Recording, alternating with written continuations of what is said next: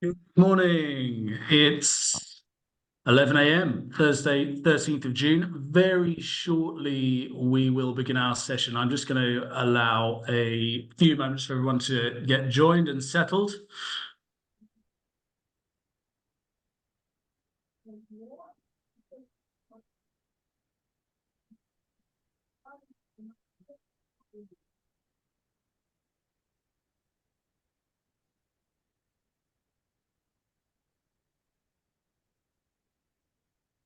Yeah, I think we'll kick off then. So, very warm welcome. My name is Finlay Johnson. I'm the Higher Further Education Lead at Mobilityways. I'll be hosting this webinar, which today is looking at university parking policy.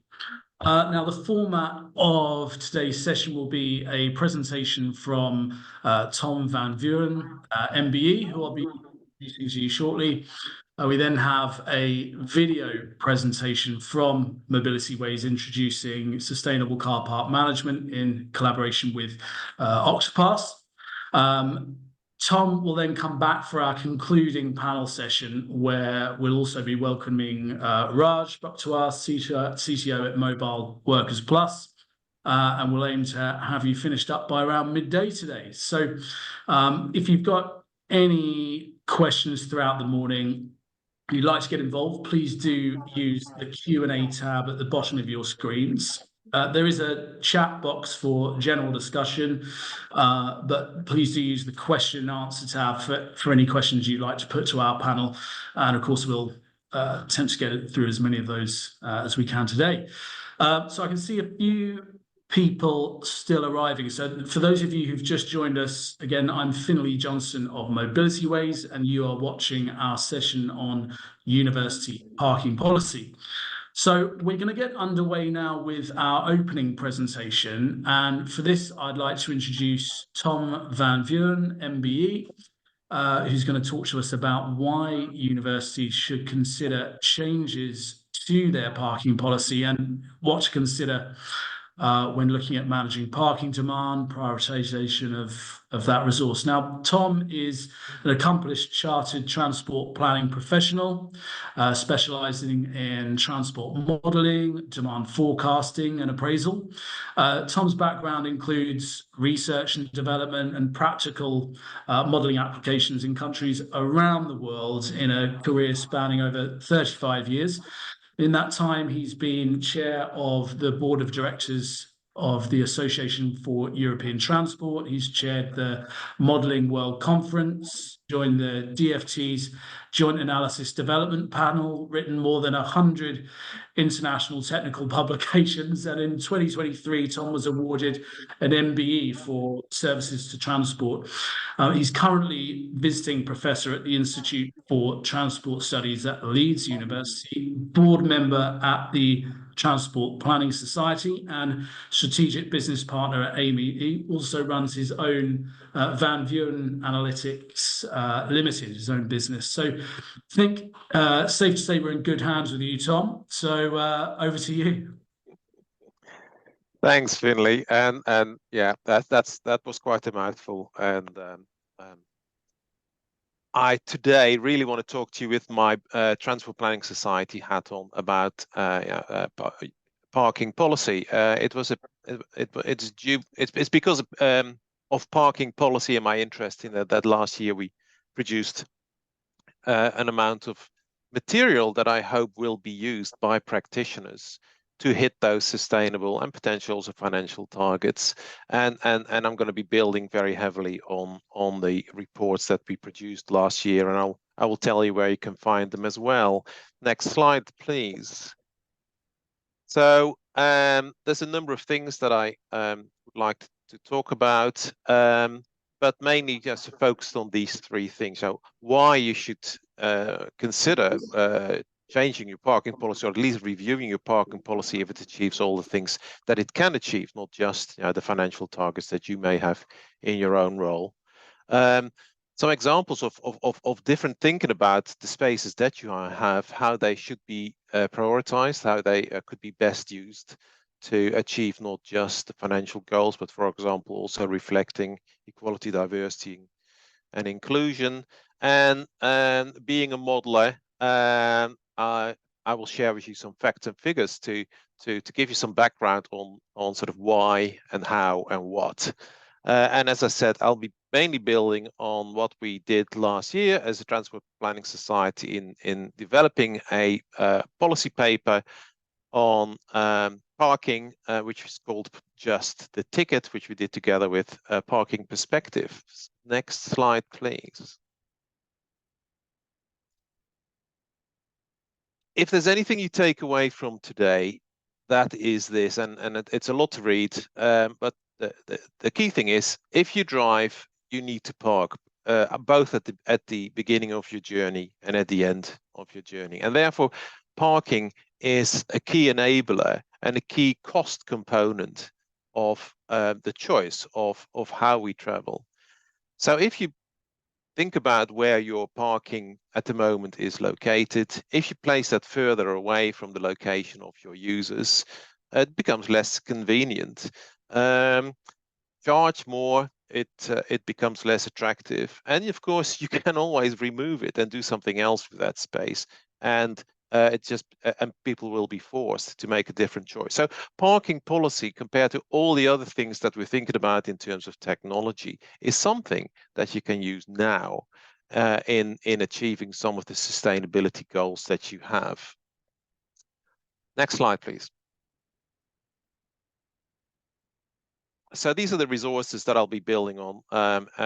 Here's the link. I'm sure that the organizers can provide you with the link afterwards as well if you haven't got time to jot this down, or if these slides are shared with you. So we've got a document, about a 20-30 page document called Just a Ticket. We've got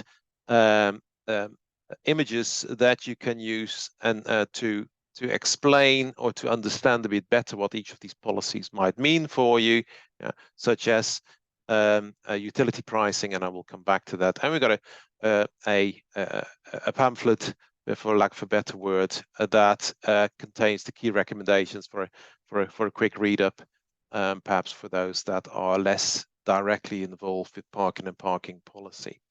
Next slide, please. Now, parking is never free. There are a few experts in parking, international experts in parking, have written books about it, full of examples and full of reasons why the concept that quite a lot of our users have, that parking should be available for free, is just wrong. I did some Googling, and what I can find is the cost of any parking spot, of providing and maintaining it, is actually could be anywhere up to £20,000, and I'm sure that there is more, that there are locations where this is even more. Now, as I said earlier, also that parking costs affect people's choices. So, in sort of technical terms, the elasticity of demand with respect to the price that people pay for parking is around between 0.1 and 0.4, which basically means that if you make your parking 10% more expensive, 1 to 4% of your users will disappear, will choose to do something else, which means that you don't lose all the users of your parking demand by making it more expensive, but each remaining parking space will actually increase in value. And you can use that obviously to your advantage when you're trying to maximize the return on that estate that you've got. Things to think about is things like differential parking fees. Who needs to pay what? And we in sort of transport planning start to think about, and we have examples of that, for example, in Paris, that parking fees are differentiated by size of the vehicle. Bigger vehicles pay more. Vehicles with higher emissions, the gas guzzlers pay more.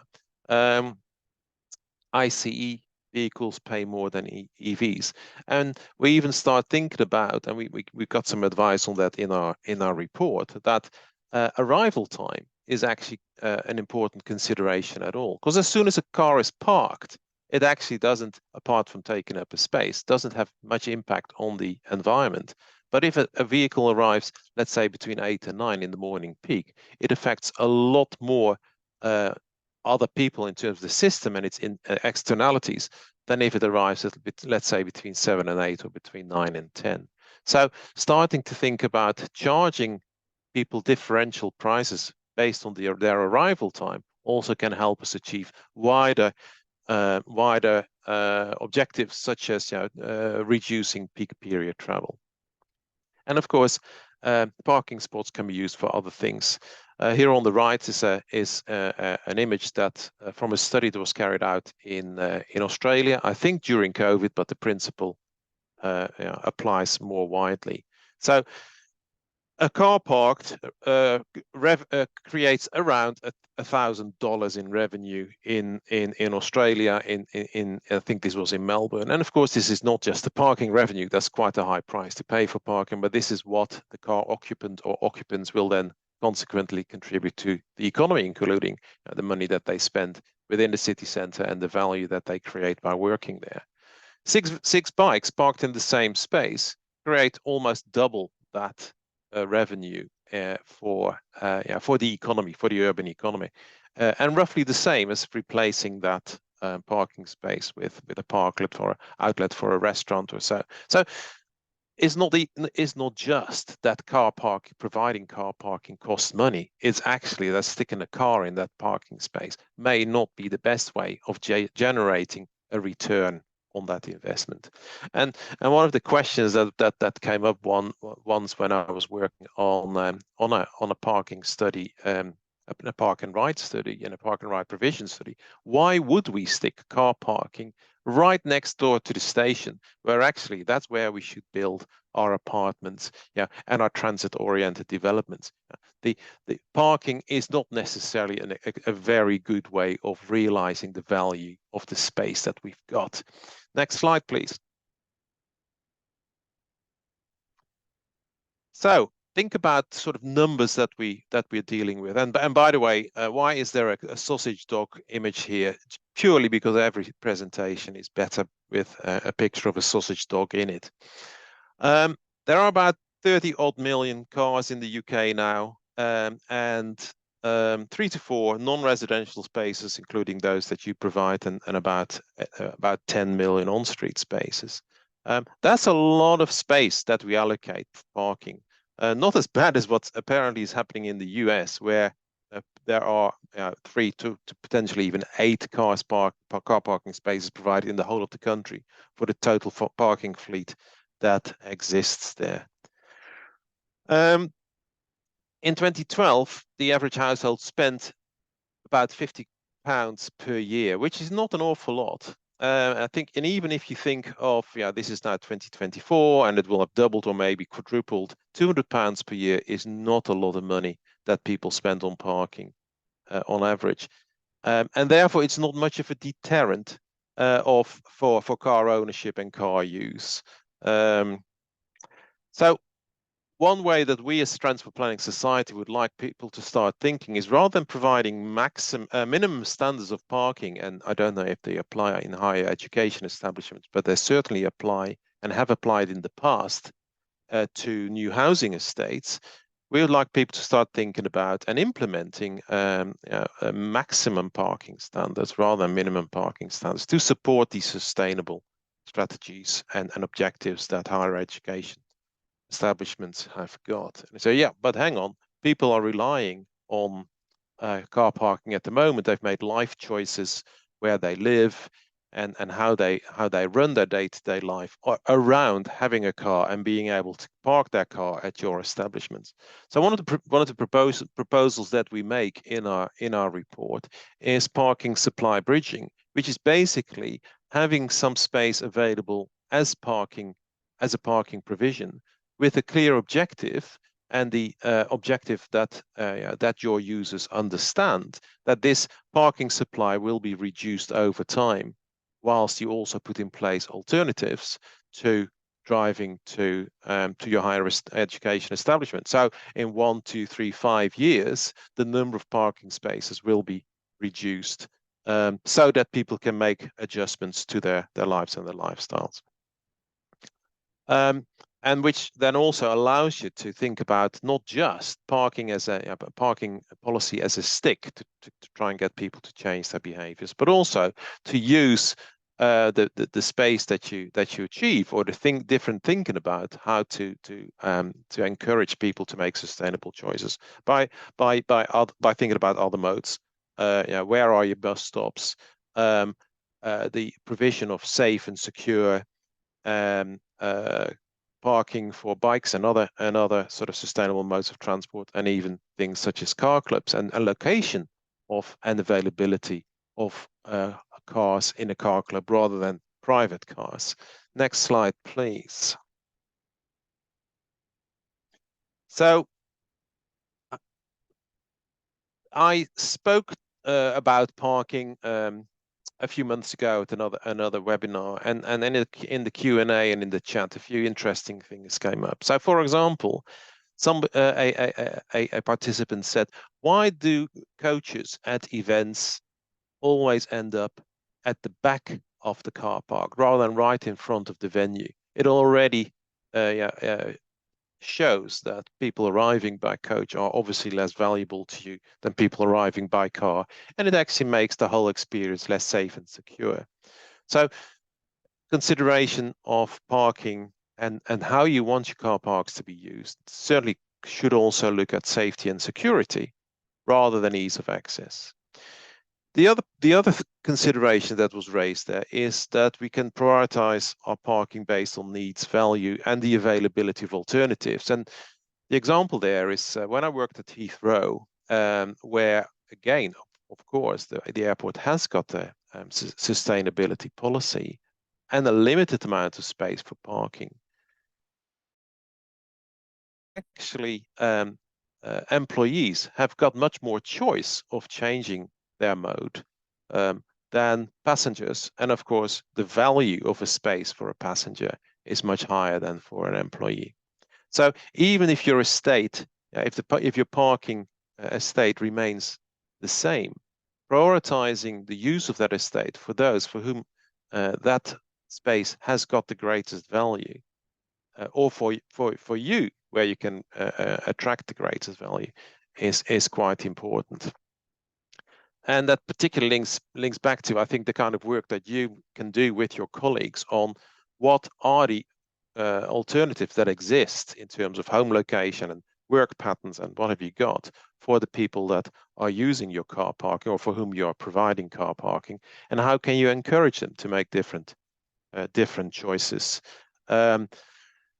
I'm mentioning there commuters and students and visitors. I went on some of the websites of the universities and looked at their parking policies, and one of them, I can't remember which one it was, no longer provides parking for visitors. And so if you come to visit our university, we encourage you to come obviously by alternative means. And if you come by car, here are the public car parks within walking distance, which is again part of that.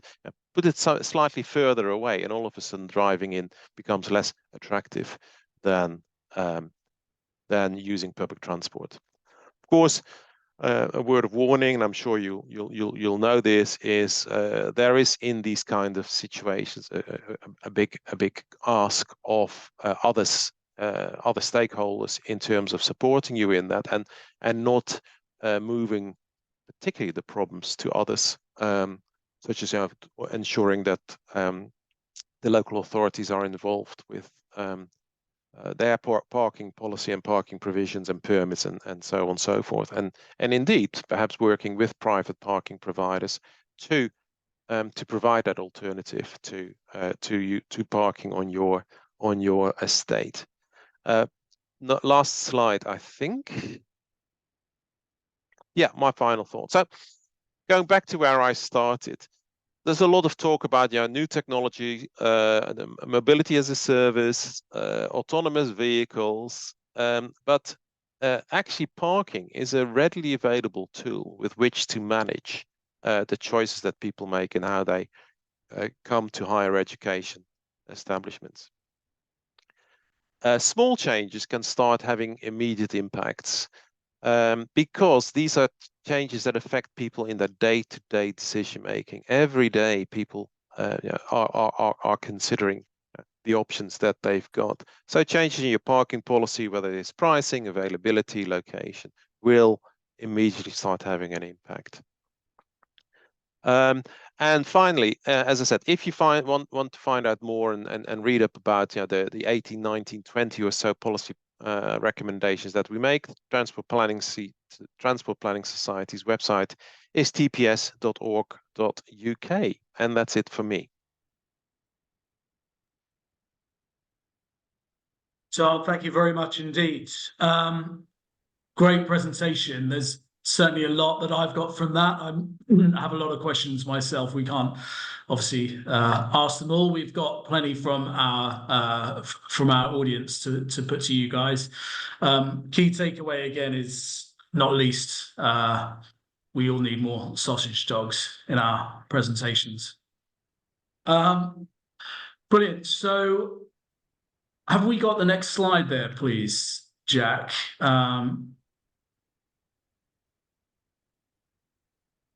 While we're waiting for that. Brilliant. So just we're going to be moving on to a presentation for sustainable car park management shortly. Just before that, it looks as though we're just popping up a slide here around an upcoming webinar, which is on the 27th of June, the politics of sustainable transport. We're going to be looking really at the implications of an incoming government, what that's likely to have, what impacts it's likely to have on sustainable commuting. We're joined by Lizzie Cott of Ipsos UK. So yeah, do register for that event on any links that you've seen. If you want more details, contact us, team at mobilityways.com.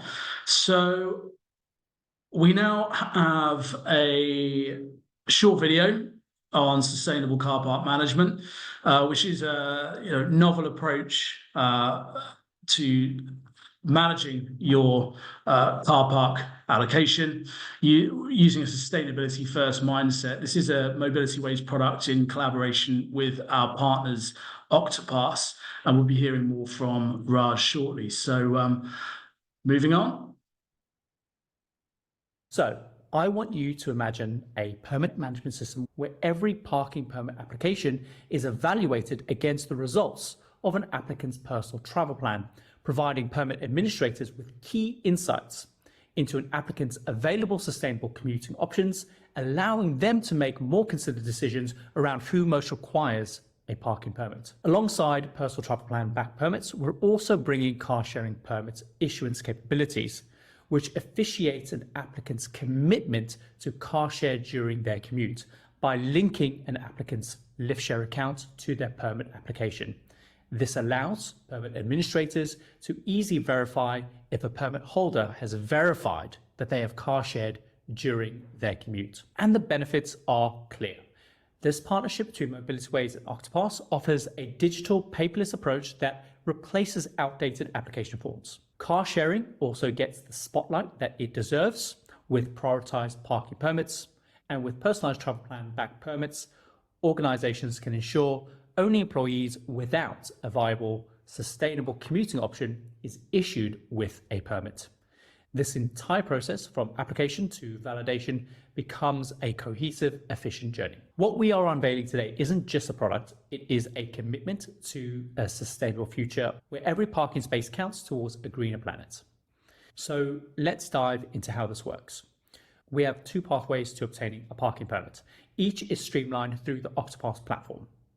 For those needing a single occupancy vehicle permit, the journey begins with a personalized travel plan, offering a spectrum of sustainable commuting options.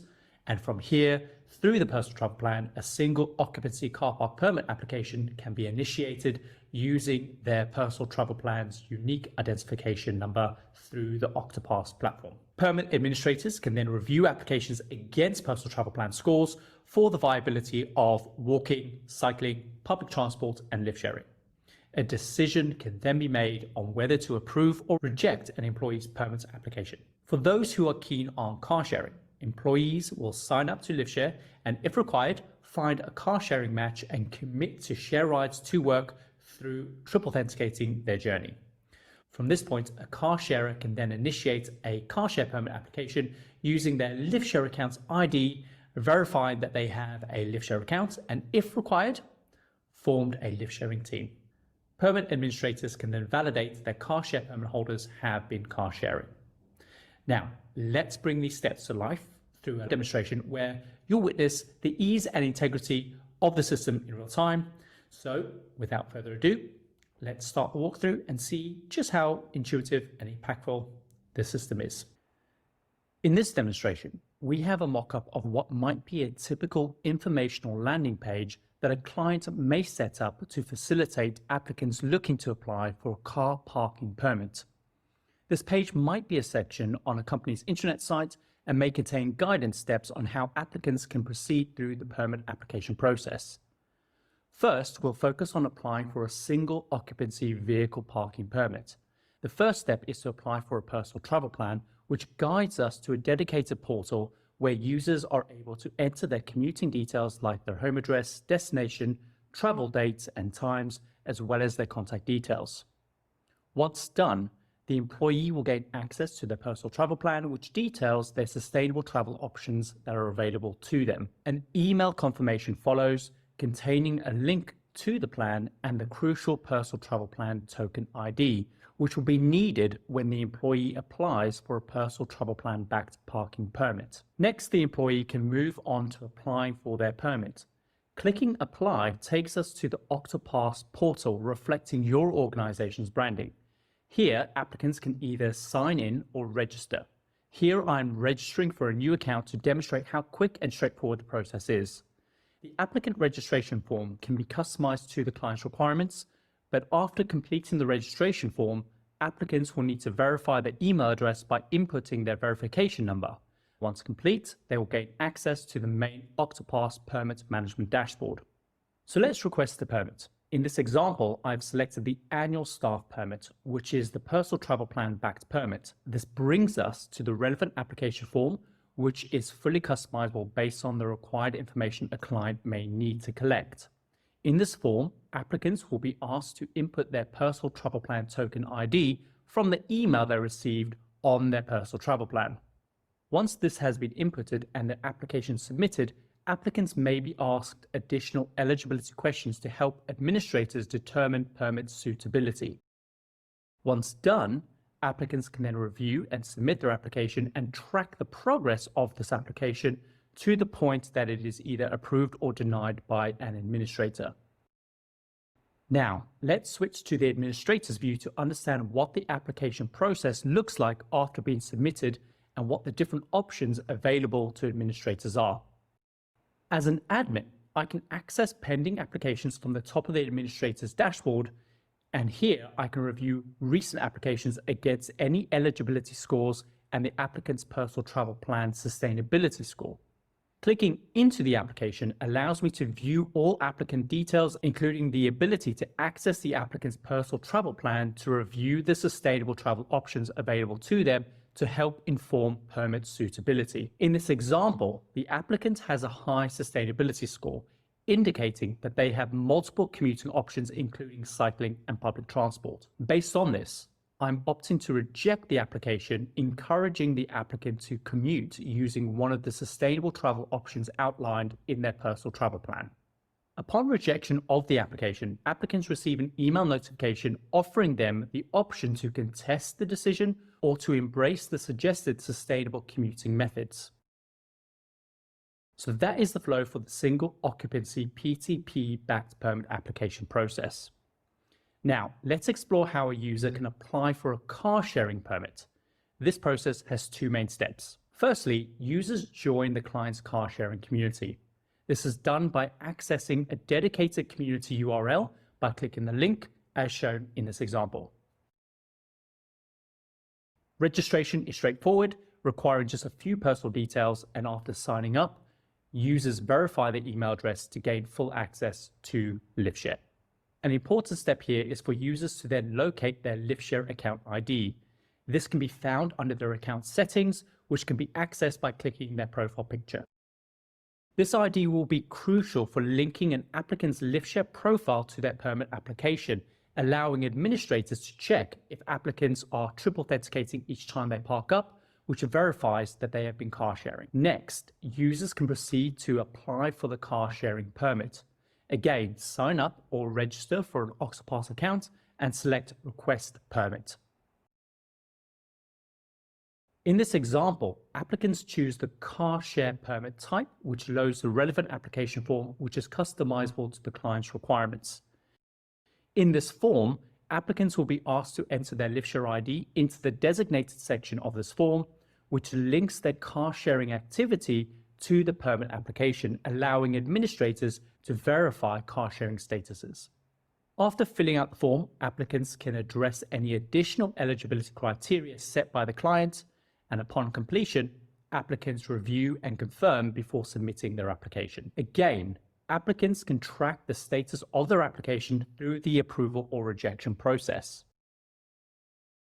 As before, administrators can approve or reject permit applications, but once a car share permit is approved, the application record is now visible in the trip authentication dashboard. From here, administrators can monitor whether applicants are consistently authenticating their commutes. This ends our demonstration for the application process for both single occupancy and car sharing permits within the Octopass Permit Management Portal. We are extremely excited for this product that aims to transform permit management with a sustainability-first mindset, allowing organizations to effectively reach their sustainability goals.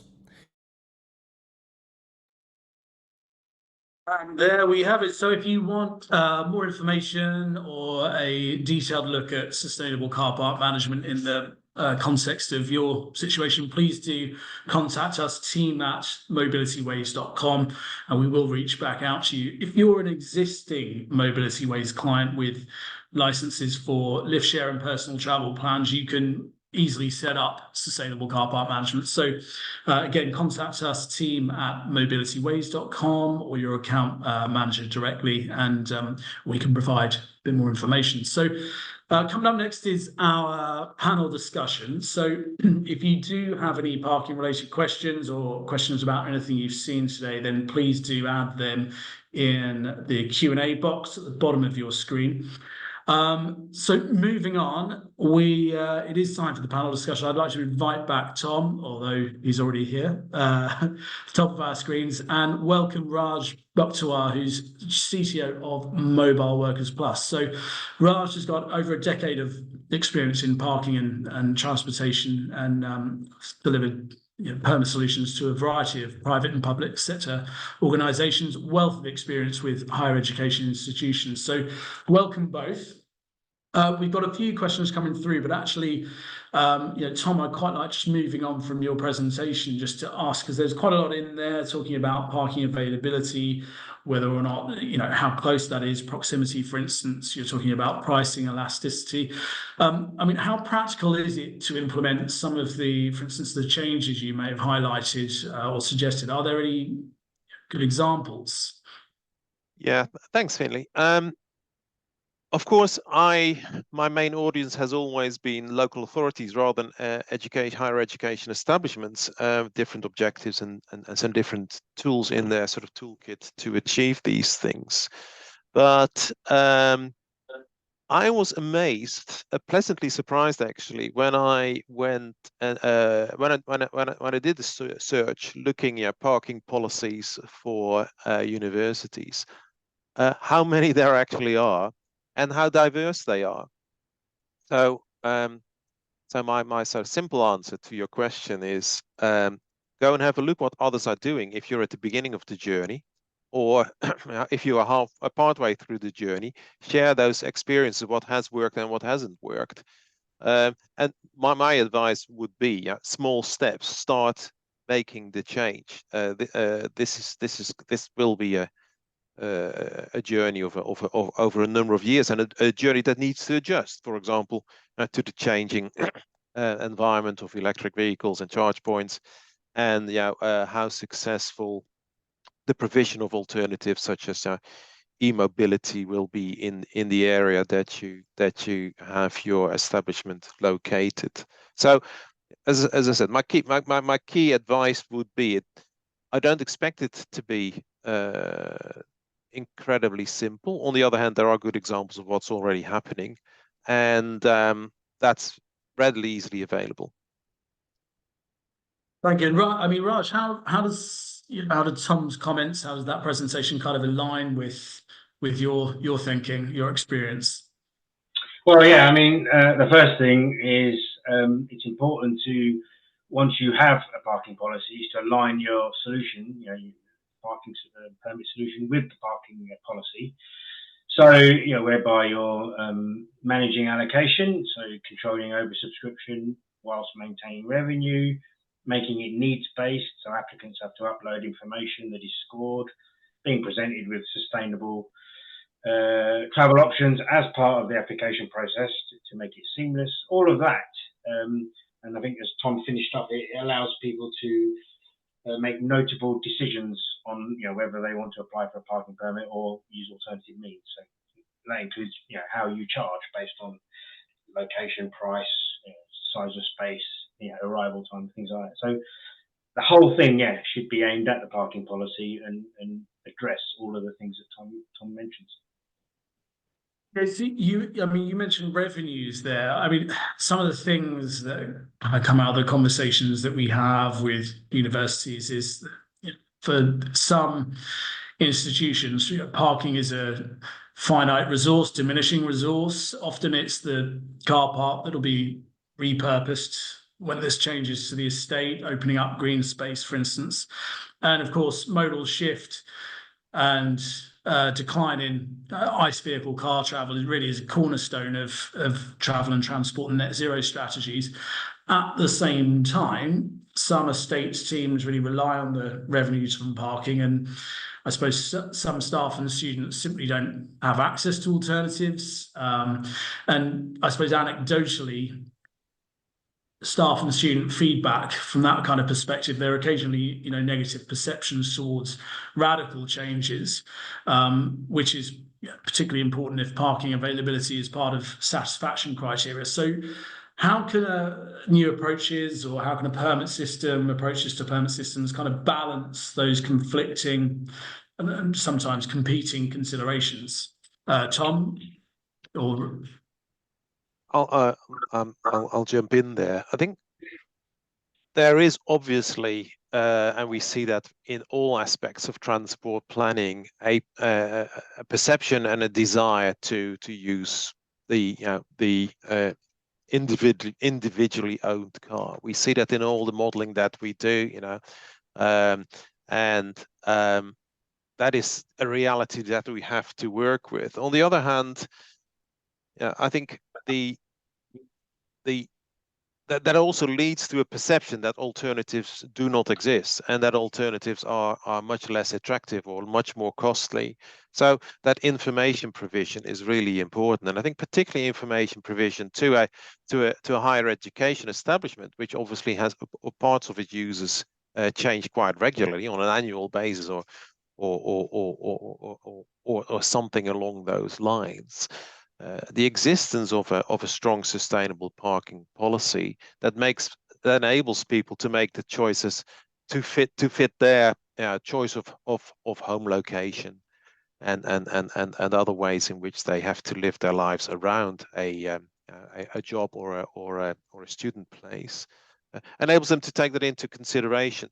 So I think this is a dynamic space that we're in. The other point that I mean, you made a point about that so often parking, and I'm glad to see that it's realized that parking is actually a pretty inefficient use of space in campuses that are constrained in space, and therefore they get repurposed and the amount gets reduced over time, and this leads to problems. I think there's actually a good thing. You can turn it on its head and say, when campuses have got locations that are temporarily empty, these could be used for that sort of parking supply bridging, where over a short period of time, I don't know how long it will take, whether it's months or years, that provision can be provided to remove more permanently spaces that that you do want to remove because the value of that space is much greater if you don't just park cars on it.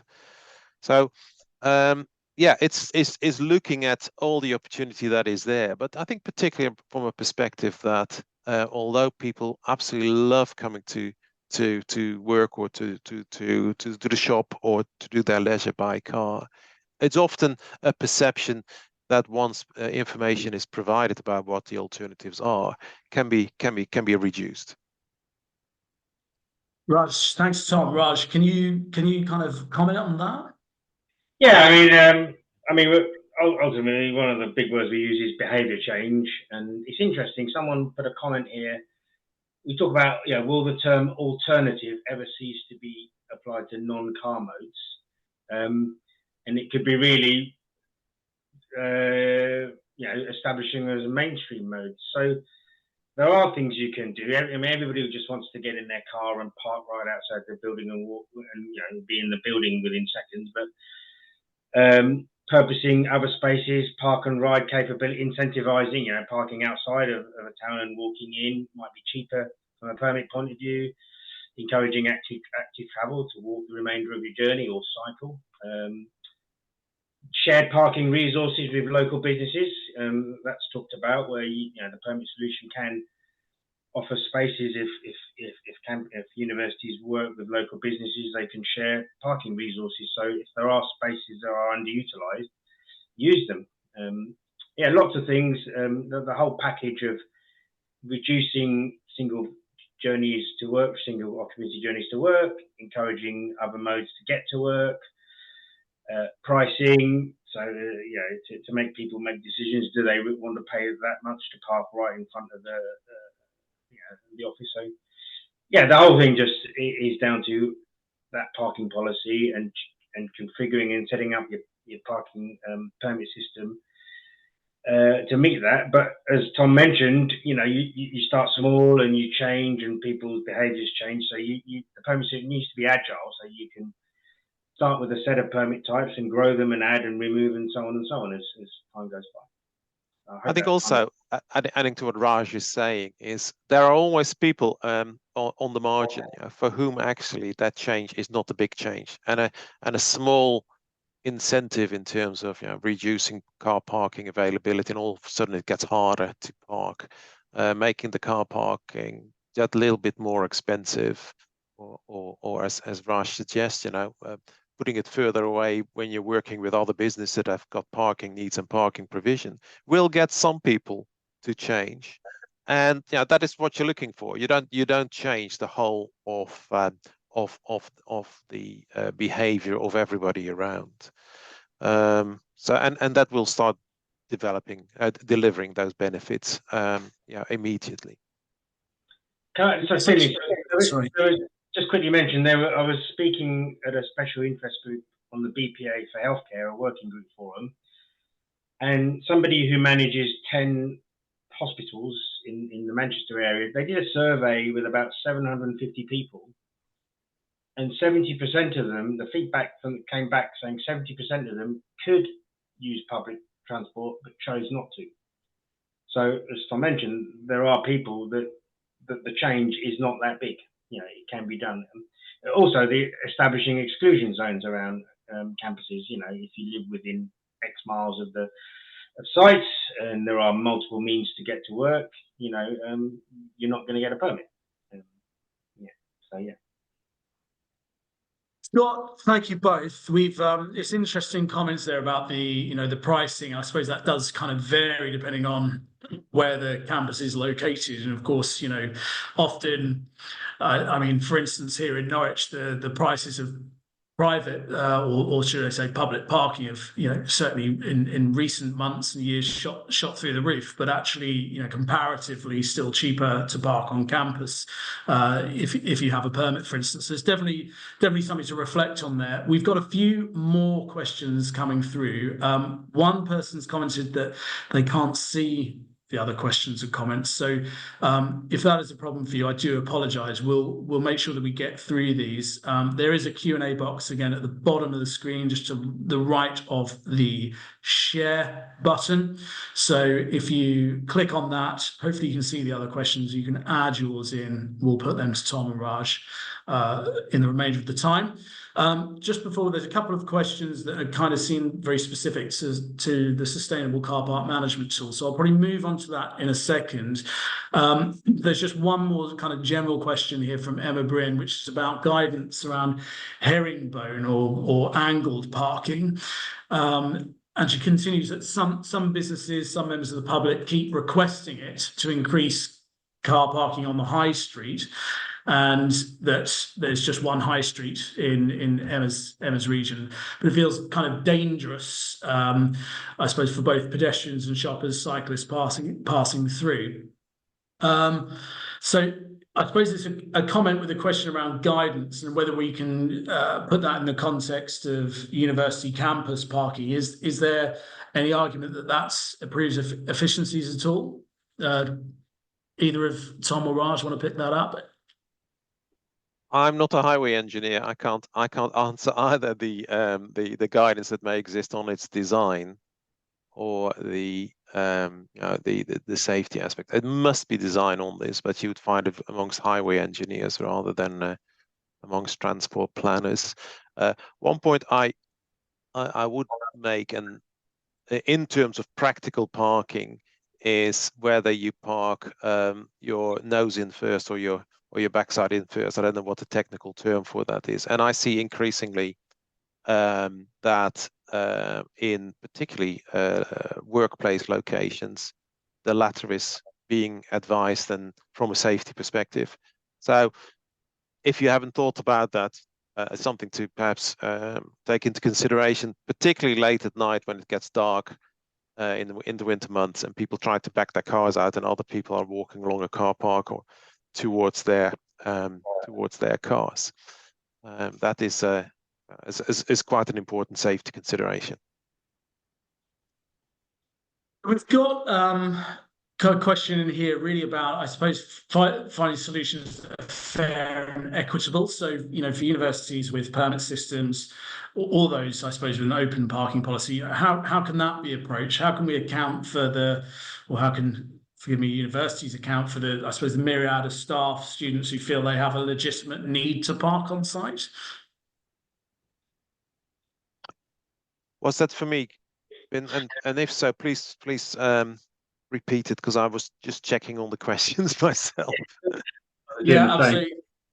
No problems at all. So to both of you, and it's really about finding a fair and equitable parking permit issuance situation, so that those with parking permits already, or those who, for instance, who are considering them, who might have an open parking policy, how can universities approach that so that they account for all the staff who feel they have a legitimate, and students who feel they have a legitimate need to park on site? Well, a common approach for a lot of universities is if you're applying to park for the next academic year, is to hold an application window open. Let's say the month of May. Comms goes out to everybody, whether that's students, staff, or just staff. Please click here to apply for your parking for the next academic year. So everybody has a chance to apply. It's not, and so you may have, I don't know, 3,000, 4,000 spaces, but 5,000, 6,000 apply. And then those applications are reviewed, and they're based on eligibility scoring, based on sustainability scoring. So you can bulk approve those who need permits. So everyone is given a chance, and then at the end of the year, there's obviously everyone has to apply again. So it's fair that it's not because, are you asking if you had a permit, you're always going to keep it, and then therefore you're eliminating people that haven't applied previously. So is that I think, well, I mean, my interpretation is it's around a perception of what is fair and equitable. So, you know, I as someone who drives to campus might feel that I have a legitimate reason for needing to park on campus. So how do you kind of manage that so that it is perceived broadly as being fair and equitable? I suppose in the context of sustainable car park management, we can obviously come on. There's a couple of additional questions about that. We're talking about sustainability alongside existing eligibility criteria. I suppose, broadly speaking, is there any advice, perhaps, Tom, you could come in with here? Sorry, so can I just add? Sorry, Tom. I think having a clear parking policy that explains everything, having the terms and conditions which you must accept, which explains everything, all the aspects of fairness, and then during the application, you ensure you've got eligibility criteria questions, whereby, you know, if you do have to drop your children to school on the way to work, or if you're a carer, or you're an essential user, or you must travel between sites, you've got to ask the right questions during the application, score them well. So it is needs-based. So, you know, it's down to the scoring, and then it's down to the administration team to review that. And then obviously you're going to get people that challenge that and appeal. So you must have an appeal process for it to be reviewed. I mean, you can't please everybody, but, you know, through the right setup of a permit solution that is in line with the policy, so long as everything is transparent and communicated, this is the policy to you know, that it's fair. The application is a fair and transparent process. The aim is to reduce the number of people who appeal and people to accept things, and so on and so on. Sorry, Tom. No, you stole my thunder mainly. However, adding a few things to that, I think what was nice to see when I googled the the parking policies of some of the universities is that they are clearly driven by their sustainability goals, and I think linking the permit process, or whatever way in which you sort of prioritize or allocate, you know, limited parking availability and price parking differently, needs to be linked to the wider policies that exist. And somebody asked in the question, so what about how do you ensure that, you know, EDI is taken into consideration? Every university will have an equality, diversity, inclusion policy. So ensuring that your parking policy reflects that, and that your parking policy supports that, is one way in which to explain why, from a university perspective, the approach to allocating permits or spaces is fair. It's transparent, and where possible, it's quantified. So this is not around, you know, I think that you need it and you don't need it. You know, there are clear criteria that you use. There's scores that are attached to it.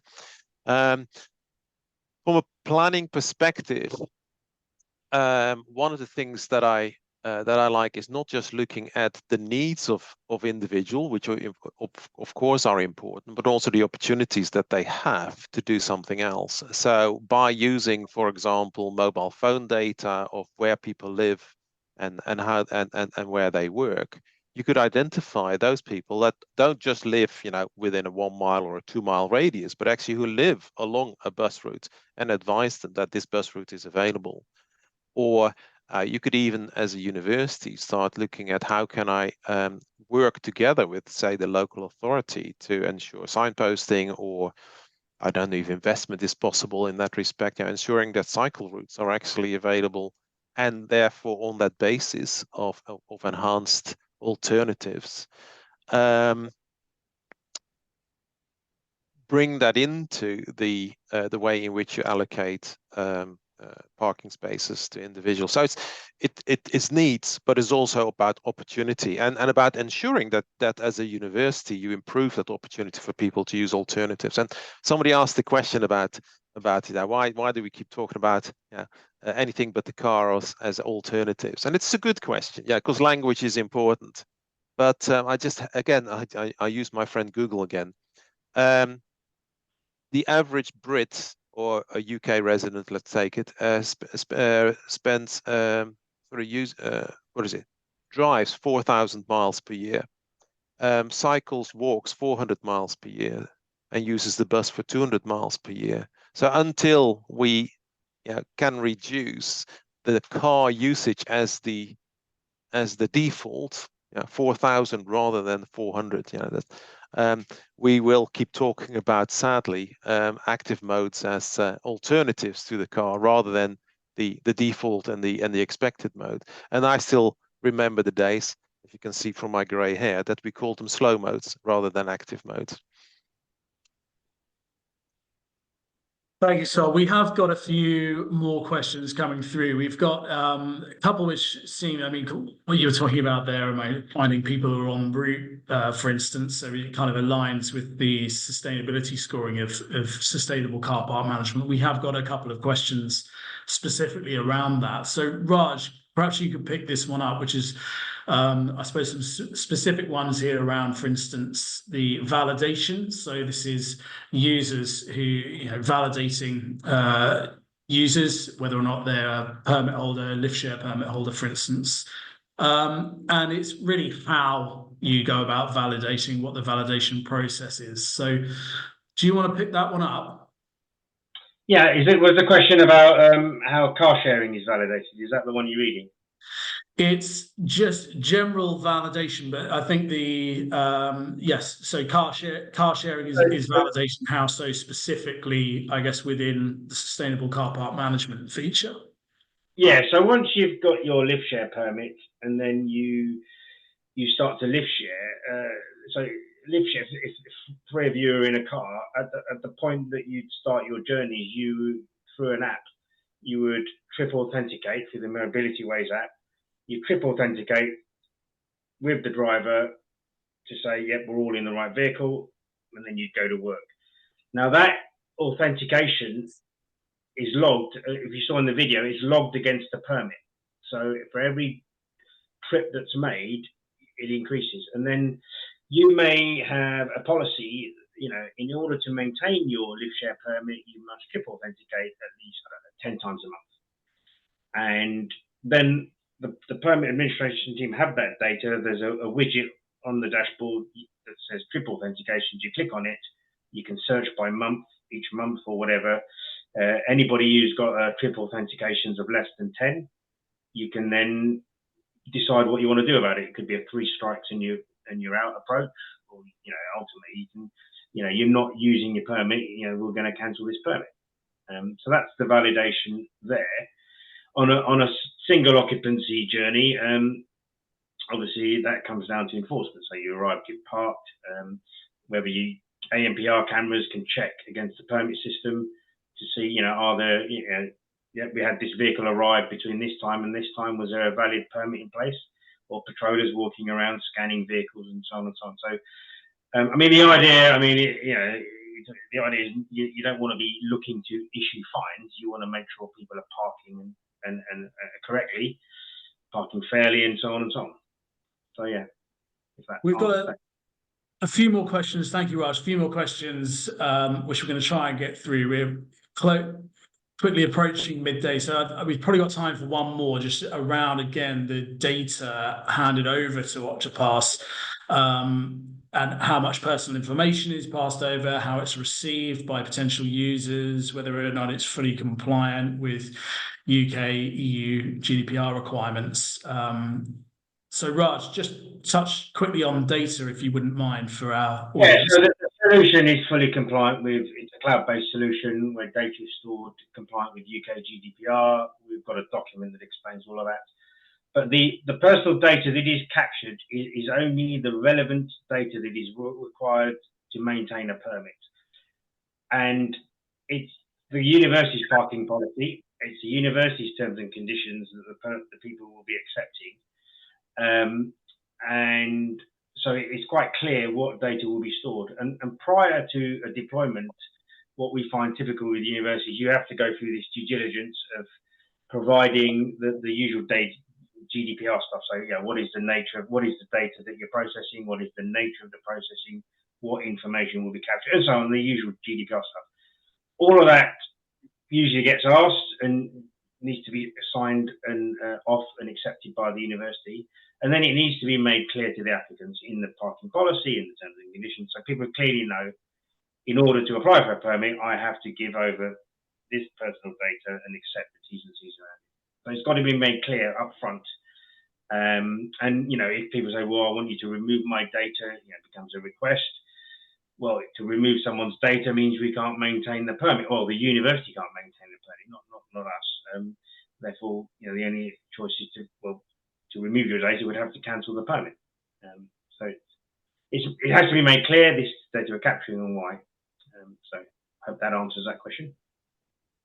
Indeed, Raj, and that's, I'm afraid we're out of time. That takes us nicely up to midday. So if you missed anything or you want to watch this back, then today's webinar will shortly be available to watch on our YouTube channel, Mobilityways YouTube channel. If you want a recording directly sent so you can share it internally or watch it back, do get in touch, team@mobilityways.com.